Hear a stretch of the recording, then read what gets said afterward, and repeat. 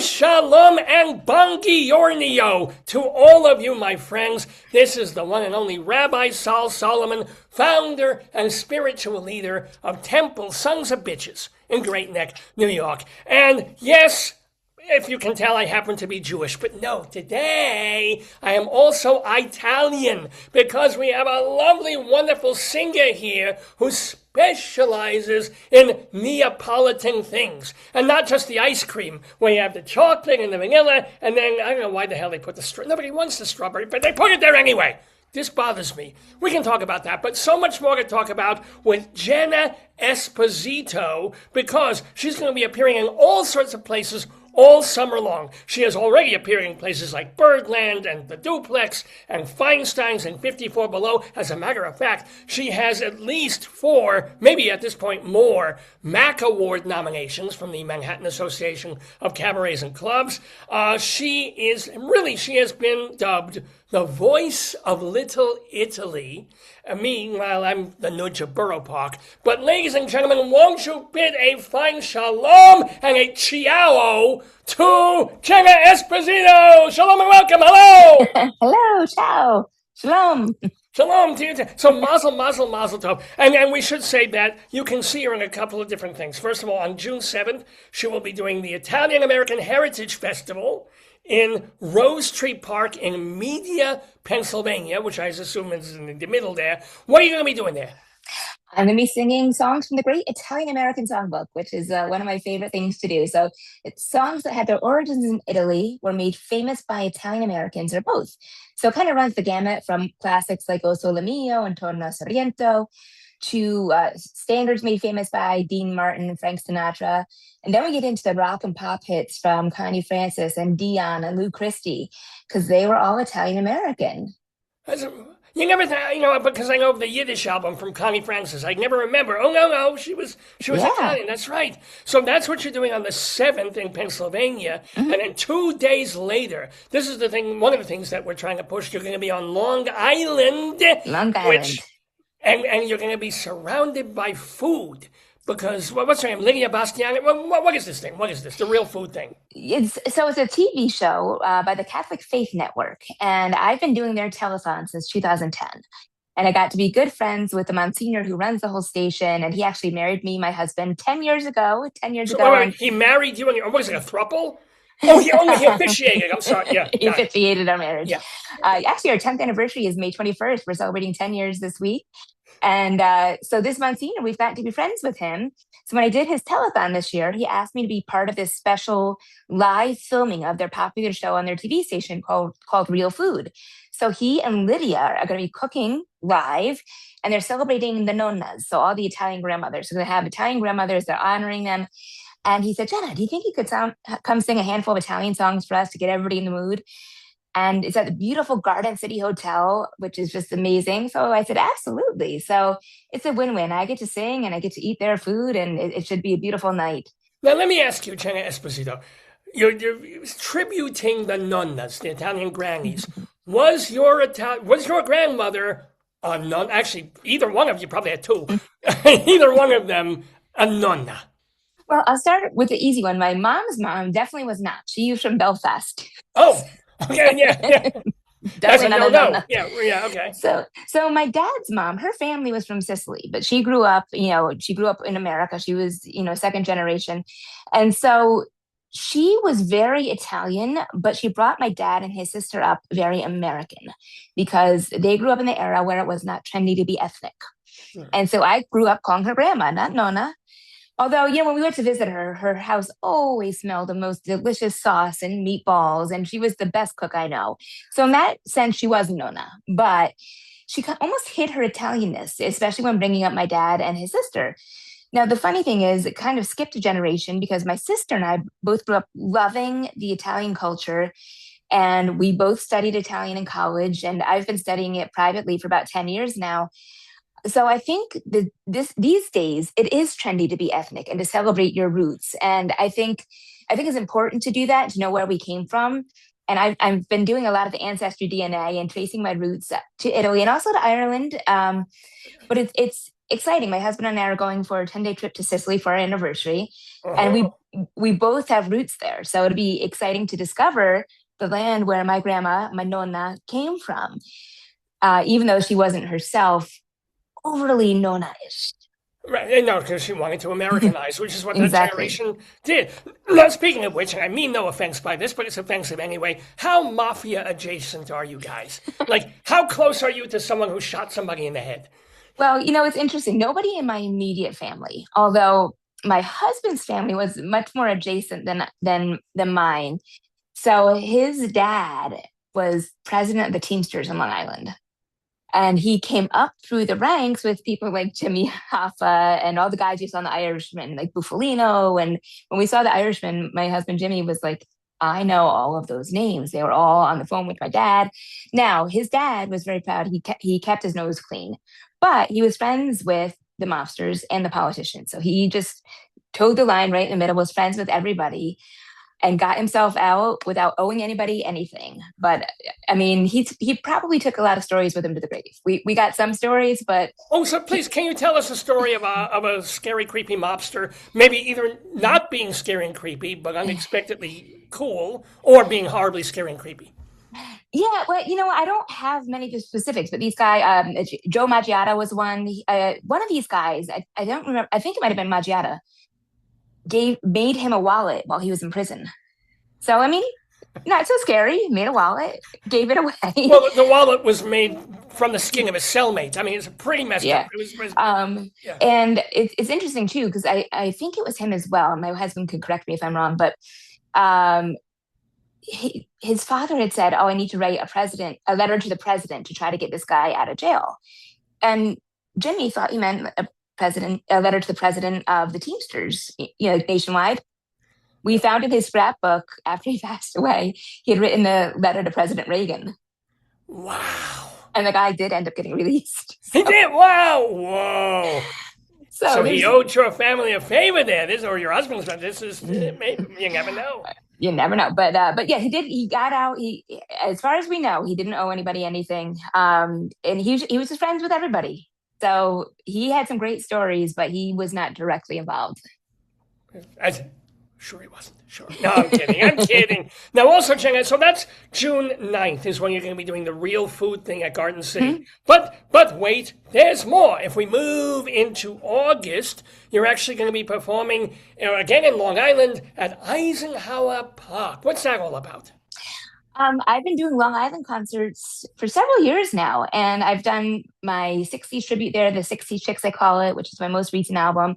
I've done Italian nights in Long Island. So this will be kind of a combination of both. So the man who's been booking me for the past several years has tried me out in some of the smaller parks. I did Grant Park and Hewlett last year. Oh, my God. Oh, I'm so sorry. The host of this program lived in Hewlett for like 40 years. No way. Real serious. Grand Park. Oh my God, yes. That's actually where my husband grew up and went to high school. So when I told him I'm doing a show in Grant Park, he said, "What? Are you kidding me? I didn't know they did shows in Grant Park, but they do." He went to Hewlett High School. What year? I know this is way off. Yeah. He graduated in '79. The host started in. No, he was. I gotta ask him. He's not in the room at the moment. I'll ask him later. This is almost mind-blowing how it's such a small world, even though, of course, he is Jewish, I'm Jewish, and you're not as high level. But still, so that's Eisenhower Park. And then let's also talk about something that you said you've been doing for years and years now, the Feast of San Gennaro. You're not just there eating. What are you doing? I am performing. I'm the closing night headliner, which I've been doing since 2010, which is pretty cool. I grew up hearing about the San Gennaro Festival, and years ago, one of my first shows I did in the city was a tribute to Connie Francis, who's one of my biggest influences and idols. And in her autobiography, I read how she would sing at the Feast of San Gennaro. So to me, it was always kind of this legendary thing. And I got introduced there in 2010, and I've been doing it ever since. And just last year, I was asked to take over booking the entertainment. So I'm doing that again this year, and it's a lot. And it's interesting for me as a performer to be on the other side of it and see what the bookers go through. And you're trying to accommodate everybody and give everybody a time slot. And you don't want to hurt feelings, but you have to make some tough decisions. And there's the budget to be worried about. So it's a really interesting process. But The special thing is it's the 100th anniversary of the Feast of San Gennaro in Manhattan. And so it's a really big year. They're going to be making a documentary about it. So I really want to make it special and get some top-notch entertainers in there. So I'm calling on friends for some favors and trying to get a few bigger names in there. So it should be really special. And that's September 17th through 27th In New York, right in Little Italy there. in But Little Italy. is Topo Gigio still available? Is he around? I don't know. And He Pepito would be the very Italian special. Mouse? No, are they no? Peppino usually makes an appearance during my shows. This is good. This is I'll be there. I'm so down with this. We're talking, by the way, with Jenna Esposito. Now, you mentioned your dad, who is more than even a musician. He's been your musical director too. So you must have grown up in a very musical household. Yeah, so my dad, from the time I was a baby, he always had a band. So he was always going to rehearsal or a gig. And his day job was teaching music to junior high school and then middle school. So it was very musical. My sister and I both grew up singing. She trained classically. Well, we both trained classically. I trained classically through college, but decided I branched out a little with the Italian stuff and some jazz stuff and pop. My sister stuck with the classical and got her master's in vocal performance from Rutgers University. Now, my mom she says she's not musical, but she likes to sing along. But she's the Virgo in the family. So we're all kind of flighty and artisty, and she keeps us grounded and on track. She was a Virgo till her wedding night. Let's be honest. I mean, she wouldn't have had you guys if so you would all sing together at the piano, right? And your dad was watching your dad that made you want to do what he Oh did. yeah. And from the time we were little, so the Irish side of the family, my mom's parents owned an Irish Scottish pub upstate in Schenectady. So a couple times a year, my dad would go up to play a gig, and my first memory of singing publicly was singing there at the pub. So my sister and I, had shared a microphone, and we used to do duets together. And so it just seemed natural. Like I never even thought about not singing. It wasn't anything that was pushed on us, but we just loved it from early ages. And our family was always supportive. And it was nice when I started doing cabaret. My first show in the city was in 2004. Of course, I said, Dad, you want to music direct for me? So he did, and he learned his way as a musical director as I learned my way as a performer. And so we've grown together. But I always tell people too, my style is so influenced by him. If you gave the two of us the same song to learn and sent us into separate rooms, we'd probably come out with pretty much the same arrangement and definitely the same ending. We I think my musical instincts are so influenced by his. Well, did he teach you to arrange? Can you do some of that, or you just hear it in your head? But I hear it in my head. I never took piano or guitar. I play the flute, which isn't all that helpful. But so I don't actually write. Although we co-wrote a song together years ago, which we actually just released as a single this year. It's called Just in Time for Valentine's.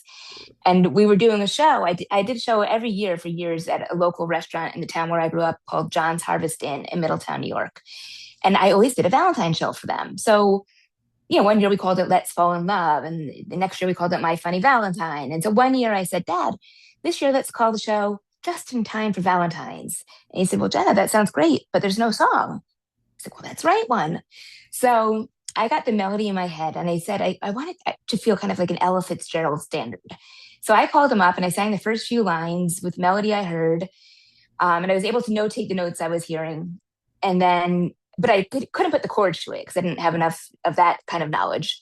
So he said, let me see what I can do. So he called back a few days later and he's like, how's this? And he played for me what he had. I'm like, that's it. That's what I was hearing in my head. It's perfect. So we collaborated on the rest of the lyrics and came up with a song. And it's a song we've performed annually since then. And finally this year, like, what? Why did we never release that? I have 5 albums out, which are pretty much all those 60s chicks, perhaps, but some of these others for sure. Yeah. So we just released it as a single, and it was really nice, and it was nice. I just did it digitally, so I didn't have to pay for hard copies or whatever, and it was funny being able to claim credit as a songwriter. That's a new thing for me. It's like, wow, this is great. I don't even have to pay rights for the song because you did it. Well, would you mind? I mean, not to put you on the spot, but can you hum or Sure. sing like a line or two of it, or 3 of this song? Yeah. Yeah. Just in time for Valentine's, you opened up my eyes.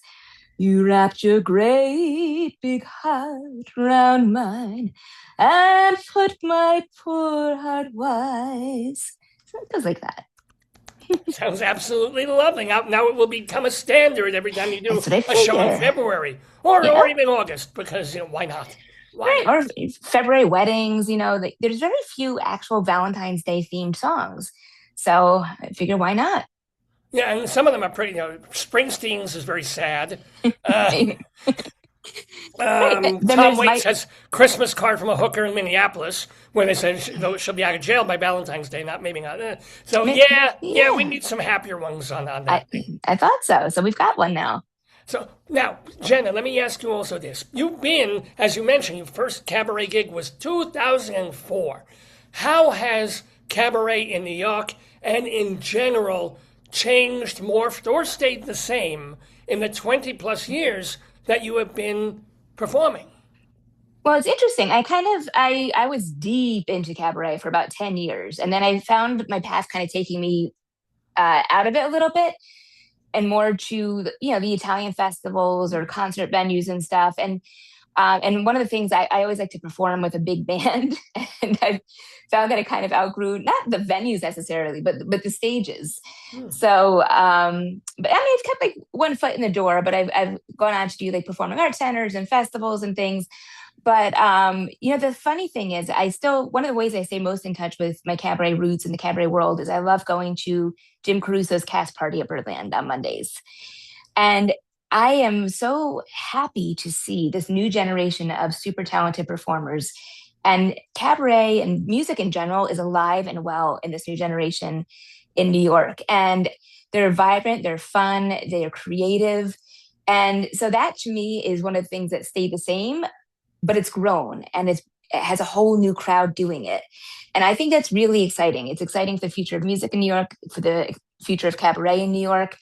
And I love seeing it. I love seeing all these young people come up and really put their own stamp on things. And to me, that's one of the things that drew me to cabaret in the first place was you could do a song that's been done thousands of times, but doesn't matter as long as you have a connection to it and you share that connection with the audience. And to me, that's the most important part of that art form. And that has stayed with me, even when I'm playing in front of thousands of people at a big festival. To me, I still think of it like an intimate cabaret crowd. Because if you can communicate just to that one person and make eye contact and bring them into what you're feeling when you're singing a song, then it works. It works for any size audience. So And let it me makes, ask you, yeah. besides the song that you wrote with your pa, what are one or two songs that you connect with, like your favorite ones to sing or most deep and meaningful to you, Jenna?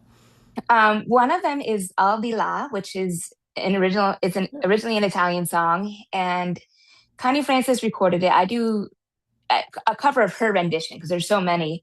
And what I love about it, she wrote her own English translation because she was so moved by the Italian original. And to me, it's like when I sing it, like I hear the birds singing in the trees. It's just one of those songs where I feel so connected with it. And Al di là almost means, it's almost indescribable. It's like, you're my Al di là, you're my everything. And the emotion behind it is just so powerful that there's almost not even a word to describe it. And so I always feel connected when I sing that song. And then it's funny, the other song I would say that about is another Italian song, which I just learned last year. I was invited to do a tour of Sicily with this big band I work with from Philadelphia. And they specifically asked me to learn this one song called Grande, Grande, Grande, which was a big hit for the pop singer Mina in the 1970s in Italy. And I'd heard it and I've heard other people sing it. And it's always been one of those songs where I love this song. But once I started learning it last year, I became obsessed with it. And I was like, I feel like this song was written for me. I feel so connected with the lyrics, and it just feels like I could have or should have written it. It was one of those songs where it's just a perfect marriage of song and singer. So whenever I sing it now, I go back to singing it in Sicily last year and in front of an Italian audience. And just the warmth I felt from them that I was singing one of their favorite songs and doing it well. Like, I didn't do it halfway. I really learned it and committed to it. They were so happy that I took the time to learn a song that was important to them and their culture. And to me, it's just one of those things where I got chills while I was singing it, and every time I sing it, I'm going to remember that moment. Now, see, with me, I go into a Starbucks and I say, it's like, David, here's your venti. It's like, no, grande, grande, grande. Damn it. Not the Exactly. same reaction. I usually get thrown out. But Probably not. we're different people. We are talking, by the way, with Jenna Esposito. We told you all the different places that you will be able to see her over the next several weeks. But speaking of seeing things, one of the things that you did back earlier in your career, you were actually writing for BroadwayWorld.com as a way, I guess, of seeing the legends of cabaret at the time, and by writing about them, kind of figuring out what was great about them, what they were doing right, what they were doing wrong. So, what are the great memories of people that you were seeing in the early years of your cabareting? Sure. One of my favorites, and I know you've interviewed her before, is Karen Mason. She's just unbelievable. She just delivers every time. And what I like about her too is she is more my style of performing than some cabaret artists are. I'm a kind of big, belty, like expending a lot of energy. And then there's others, like say Andrea Marcovici, who bring you in.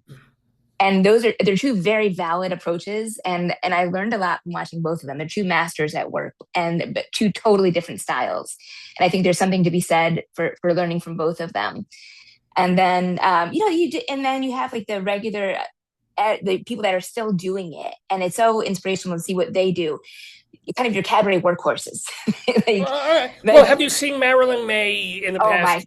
God, Yeah, yes. well, I was at her birthday party last year, and oh my God, like I cannot believe the energy and the perfection. And she's a masterclass every time you see her. She really is. And for any aspiring singer in cabaret or any other genre, she is worth seeing. She's worth seeing live for sure. And she doesn't accept anything less than perfection. And to see her at her age, the thought she puts into everything and these crazy arrangements that she's able to remember, and she just lives and breathes every song she does, and the connection is so deep. It really, when she does Guess What I Saw Today, I could listen to her do that 100 times and still have a tear in my eye. And you know what's coming. You know that she's going to catch her husband having an affair, and you still, the way she delivers it is fresh every time. And it's just, there's something to be said for learning from that, is the consistency, but without getting stale. And that's something that I think she is the epitome of. now, speaking of husbands and non-cheating husbands, how did you meet your? Because sometimes you're a hyphenate, like Yes. Esposito dash. What it was, Can, Magazzaro? What Canizar.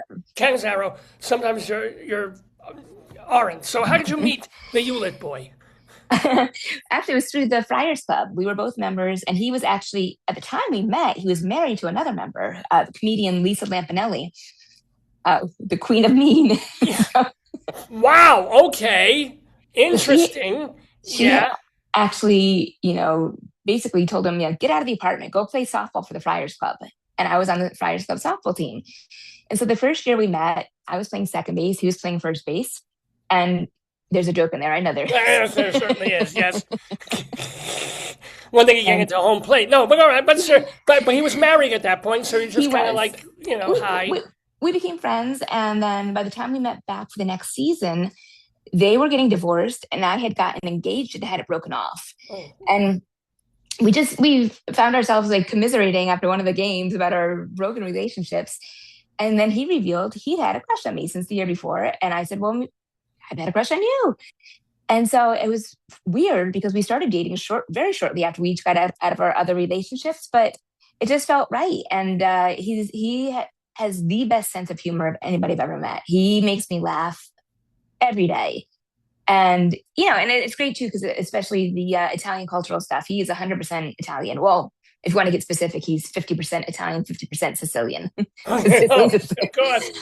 So does he travel with you a lot of the time? Some of the, or how do you balance? You have a showbiz career. What's Yeah. he doing? So Yeah. he, he has to pick and choose. He used to travel more. And then in 2020, he got hit really badly with COVID. He almost died, and it compromised his lungs, and his stamina is way less. So he had to just stop doing everything for a while. And then he was finally getting back to himself. and he had a hip replacement that went kind of wonky and got infected, and he was septic, and that had to come out, and a temporary one got put in that was made of cement loaded with antibiotics. Then while he was healing from that, he fractured his femur in 2 places. So then they did a third surgery within 7 months of the first one, took out the temporary hip, put in a new permanent one, and repaired the femur. So that was about a year ago. That was. And by the way, his Sicilian nickname is Lucky. So I just. So that was last June, the last of those surgeries. So I mean, that's really slowed him down considerably. But he comes to whatever he can, and if he can't, or if his body's not up to it, I understand. But what I'm really excited about is this trip to Sicily with him that we're going on May 21st through 30th, because last year when I went with the band from Philadelphia, he was in the hospital. It was right before his third surgery, and I couldn't get out of the trip. I was booked to sing. It wasn't like I was going on a girls' trip with my sister. It was, and he said, you can't do anything. I'm being well taken care of. You go do your trip and sing in Sicily. But I felt guilty the whole time. I was just like, I was worried about him in the hospital. There's a little bit of Jewish in you. Just a little. Yeah. But guilt. But so anyway, so I said this year when we were planning our 10th anniversary trip, I said, why don't we go to Sicily? We can go where I went with that band last year, but we can just go and relax. And we'll soak in the Mediterranean sun and spend a lot of time in the swimming pool at the hotel and let you heal. I think it's going to be great for him to be in that environment. And I'm so happy he's able to do the trip. So this is a big one for us. I don't want to jinx it. Point. He's going. He's definitely going. He's going. Yes. Can I ask, the first time you went to Italy, wherever it was, if it wasn't Sicily, it might have been Rome or Napoli, was it revelatory? Was it like you were American, but then suddenly, yeah. Where'd you go? And what was I was in college. I was a junior in college, and that semester I was studying at the British American Drama Academy in London, studying Shakespeare and all these great British Italian acting techniques.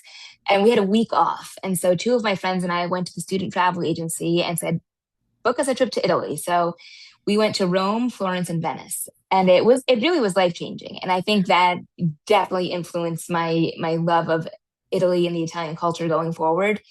And it was great because I had taken my 1 year of Italian in college before that. So I could get us around a little bit. But, this was before Google Translate or anything, before smartphones. So it was me, my 2 friends, and my English-Italian dictionary. And we got around, without Google Maps too. I got us around, and we managed to get to the right trains to travel from city to city. And it really was amazing. And, you see cultures that old and you realize how new our culture is. And it really is transformative to be there and soak in the history. And it makes you feel like that tiny in the scheme of things. But you realize you're part of a bigger picture and the history of the world. And it's just, the air there is amazing, and it's just fragrant, and there's always stuff in bloom. And Rome was just amazing because, you've got the Colosseum and the Roman Forum and all these amazing churches. I mean, our running joke the whole time we were there was, that's amazing. What is it? That's funny. My proctologist says the same thing when he's looking at my charts. Now, also, speaking of feeling small and it's a strange segue, but let me ask you, having been a cabaret performer now for more than 2 decades, JENNA ESPOSITO, what is like the worst gig you've ever had? And also, you kind of told us about some of the best gigs, but what's like the ultimate best gig you ever had? Sure. The worst gig I ever had would be my second ever cabaret performance, which was back in 2004, because I got spoiled. My debut performance at Denny's Skylight Room, I had a full house. We had friends and family and my parents' friends and my sister's friends and colleagues. And I had a packed house. So I was like, this is great. So I booked another show for a couple months later. I had 4 people in the audience. 4. And it was like, oh, okay. It'll come up and knock me down a few notches. But did you give those 4 people the same show, the best show that you possibly could? I absolutely did. And that's something my dad instilled in me from the time I was little. And, because he would put on the plays at our local schools and stuff. And he always said, it doesn't matter if there's 1 person in the audience or 100 people. Whoever's there, you give them the best show you can. And because they're paying to come see you. And who knows, that 1 person could be a booking agent or could be somebody who knows somebody. So you always put your best foot forward. And so I did. It was a little depressing. Well, but that's not really. I mean, it's unfortunate to have so few people, but nobody collapsed, nobody died, no hecklers, no. You were No. Oh, wait, I did break my nose during a show once. okay. That's worse. That's Yes. worse than having four people who are liking what you're doing. How the hell? How? Well, it was in high school when I was doing community theater, and we were doing a show for a nursing home.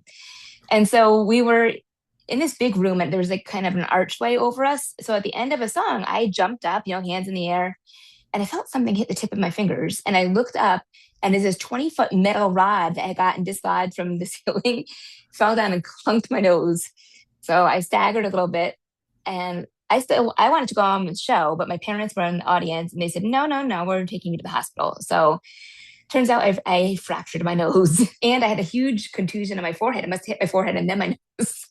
Did And it so affect your singing because the septum is there, and did it make you? Or it didn't. I was afraid it would, and it really didn't. Although, like, I had such a headache for a couple weeks and black eyes, and my nose was huge.